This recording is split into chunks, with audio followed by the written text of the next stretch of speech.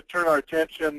Next presenter will be from Maine. It's Mark Hedrich from Maine. Mark, are you on the line?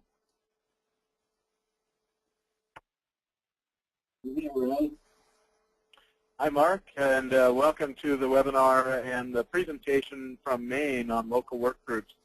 We appreciate you joining us today. I'll pull up your materials while you start speaking with the group, if you don't mind.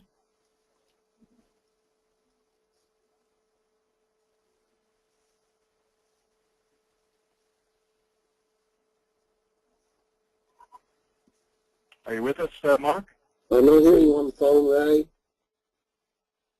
Okay. Go ahead, Mark, with your presentation. Okay. Can you hear me okay? We can hear you now. Thank you. Okay. Very good. Well, good morning, everyone. Good morning from Maine. It's a cold, dreary, rainy day here. I hope it's sunnier where most of you are, but nevertheless, I'm sure we'll get through it. I'd like to talk a little bit about Maine in general at first. We're pretty proud of our state, as most of you are. We have quite a diversified farming community with about 8,200 farms farming almost 400,000 acres of cropland. That may not sound like very much to many of you, but we also have a lot of forestry in this state. The state is 90% forested, so we produce a lot of lumber, forest products, pellets for wood stoves, that kind of thing. So we have a big industry in our forests. So one of our largest crops really is potatoes. We grow about 55,000 acres of potatoes on 380 farms. We have about 280 dairy farms left. That number has declined quite a bit over the last, well, 10 or 12 years. We used to have 10 or 1,200 or so. And fairly recently, we maintained about 310, but in the last year or so, that's declined more because of various reasons. High cost of production, price of milk's been pretty good compared to what it usually has been, but it's just not enough to keep a lot of people going. We have some mixed livestock and poultry operations, and some fair amount of eggs being produced. We have one very large egg producer, along with a number of smaller ones. We're quite famous for wild blueberries. We have about 60,000 acres of wild blueberries that everybody seems to like pretty well, at least I know I do. We have a greenhouse and nursery industry that's focused mostly around the urban areas, some in the rural, but mostly in the urban areas where the greater populations are. And we do have a number of fruit and vegetable farms which seems to be on the increase. And many of the smaller farms that are coming along are growing vegetables on just a few acres, and they're producing many value-added crops. A lot of these farms are diversifying into livestock, having goats, sheep, producing milk, making various types of specialty cheeses. In fact, we've even got a couple of water buffalo farms now. I can't believe that. I haven't seen them yet, but I know they are around. And we have a number of farmers markets that seem to be increasing. We've got about 100 farmers markets. A number of farms have CSAs, community supported agriculture, senior farm share operations, which is one reason why these smaller vegetable farms are increasing all the time. So getting on to the point of the meeting here, what's working well with the local work groups? Well, there's a number of things that I think that are. Probably the best thing is that those work groups help to provide input and direction to the folks who are putting these programs together. The folks who are working the land have an opportunity to provide some input. That process may not be exactly perfect, but I think it's certainly better than nothing. It certainly needs some improvement. In this state, we have a couple of funding pools. One is a statewide pool, and the other is what we call a unique local funding pool. In the statewide pool, and I won't get into details on these, but we have the CAPS program that involves the nutrient management plan production and various other types of the typical NSCS projects. There's an organic element to it. There's an energy element for promoting renewable energy, energy conservation, that type of thing. High tunnel program. Greenhouses and high tunnels are becoming increasingly popular up here because of our very short growing season. So those tunnels help to extend the season on both ends, which seems to be quite an economic boon to quite a few folks. We have practices involving water conservation use, and as well as certainly the forestry.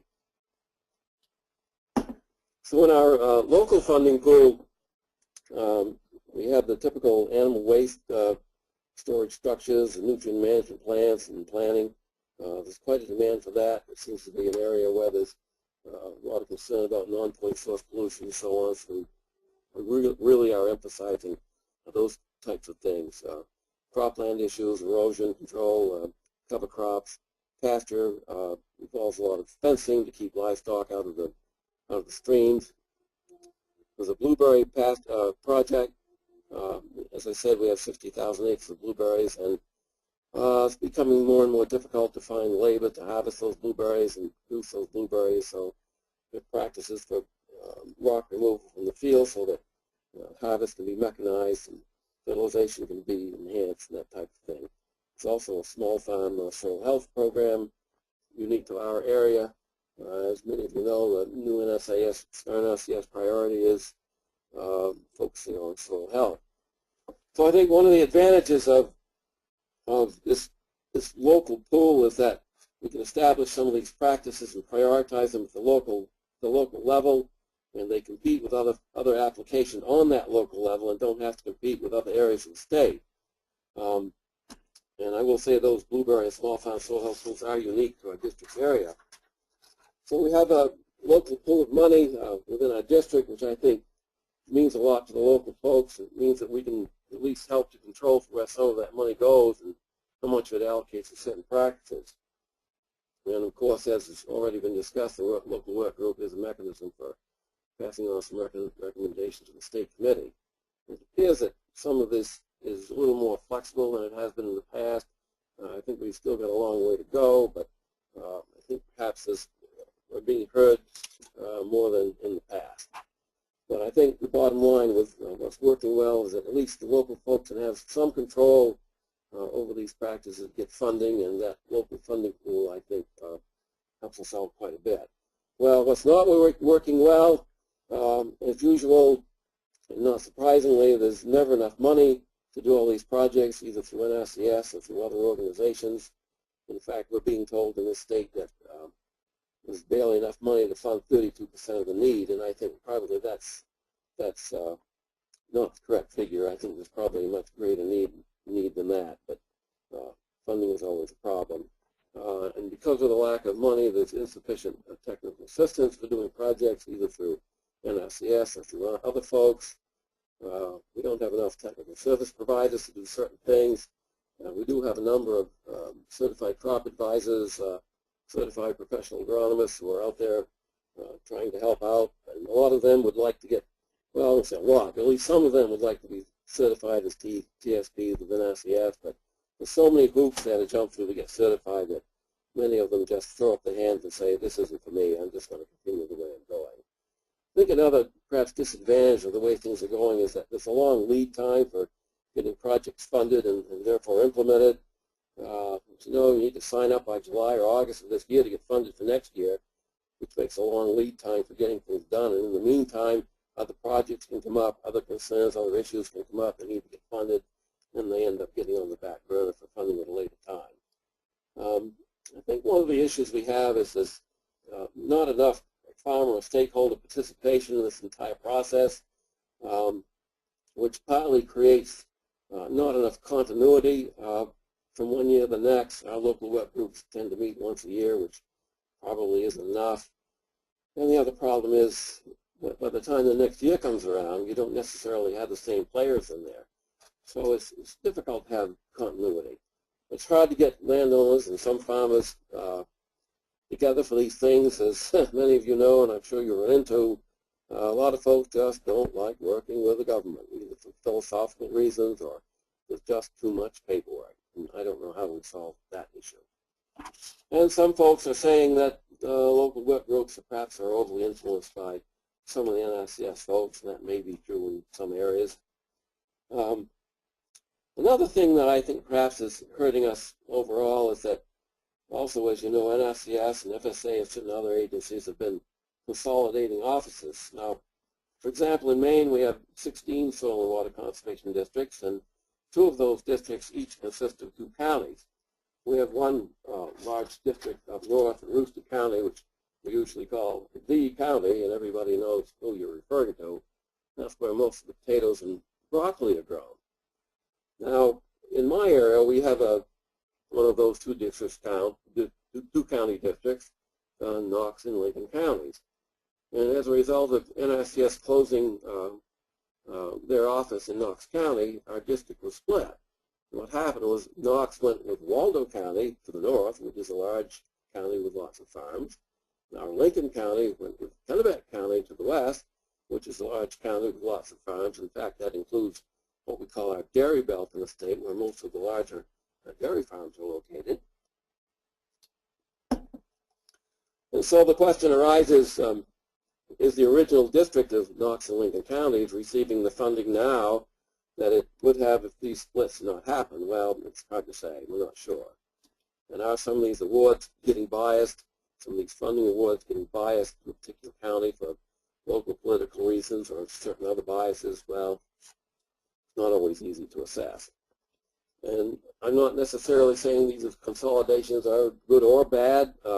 Certainly if some offices aren't performing or aren't serving the clients, don't have the clients to serve that justifies the cost of keeping that office open, certainly these things should be looked at. So I think these consolidations are something we need to keep in mind and be wary of as we move ahead. A few recommendations for improvement. I think a few questions maybe we have to ask ourselves. Do we need to do more strategic planning for determining what the conservation needs are? I think we do. The local work groups as they exist really aren't a good place for doing long-term strategic planning. They don't meet very often. There aren't that many people involved. In-depth resource assessments certainly aren't the local focal point of the local work group meetings. Maybe they should be or could be if we would expand that process, have more meetings, get more people involved.